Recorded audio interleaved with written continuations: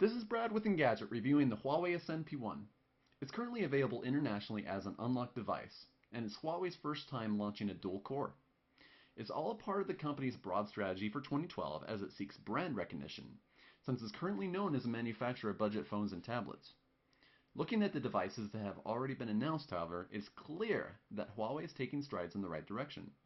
How does the P1 fare against some of the bigger names in the mobile industry? Let's find out. The Huawei Ascend P1 uses the same 1.5 GHz dual-core TI OMAP 4460 processor that you're going to find on the Samsung Galaxy Nexus.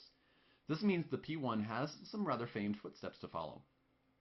It's got some solid specs such as a very lightly skinned version of ICS, a gig of RAM, 8 megapixel camera with dual LED flash, and 1080p video record.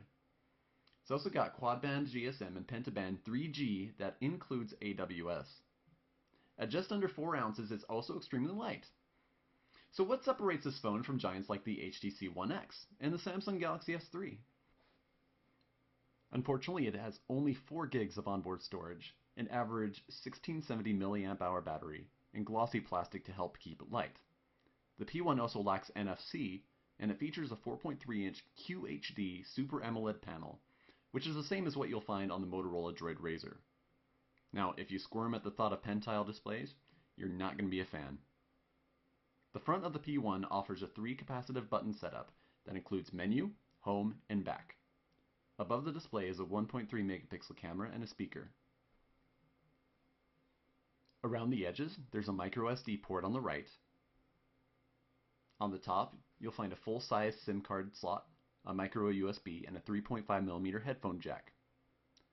There's also a volume rocker on the left. Turning to the back, you'll find the camera, the noise-canceling mic to its right, and a small hump at the bottom that features a speaker grill. The P1 is incredibly thin at 7.7mm, but fortunately it's actually quite comfortable to hold. Many devices that thin come with an awkward feeling when they're placed in our hands, but the sloped edges offer enough of a natural curve to make it a pleasure to use on a regular basis. Now earlier we mentioned that Huawei uses a lightly skinned version of ice cream sandwich. Very much so, in fact, that unless you've used stock ICS before, you may not even realize there's a difference. Ultimately, the main customizations Huawei chose to add to the P1 are in the camera UI, the lock screen, notification bar, and also the addition of a menu button. But there's also something unique on this phone that you're not going to find on very many others. It's an optional alternative skin called 3D Home. To be honest, we're not endeared to it by any stretch of the imagination, and it's more like a launcher than a full-out skin. It actually behaves more like gingerbread than ice cream sandwich, and reminds us of the user interface used on the Huawei Honor. Thanks to the phone's performance, it's easy to switch back and forth between 3D Home and the default ICS skin, as it only takes 3 to 4 seconds on average to switch.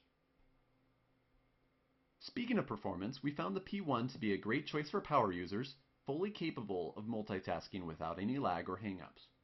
The internet browser loaded full pages smoothly without any evidence of tiling, and the full suite of benchmark scores put the P1 neck and neck with the Galaxy Nexus. Graphics performance was above average, but it lacked many of the tiny details you come to expect in today's top-of-the-line chipsets. In terms of battery life, we found the P1 to be average. In our video rundown test, the phone lasted 6 hours and 40 minutes before needing a new charge. In our real-life use tests, we determined that in most cases you should get through a whole day. Now, anyone who doesn't use their phone consistently will likely be able to make it through a day and a half without concerns. So can the P1 be considered the top-notch contender for Huawei? No, but we shouldn't expect it to be. The P in the phone's name stands for Platinum Series, which is the second-tier series below Diamond.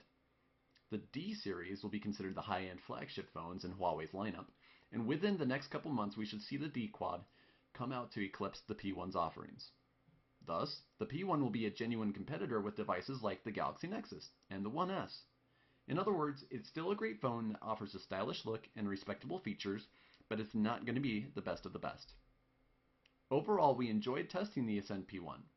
It's a solid indicator of the direction Huawei is taking, and if the company can continue cranking out more phones like this, it should have no problem earning the new brand recognition it craves.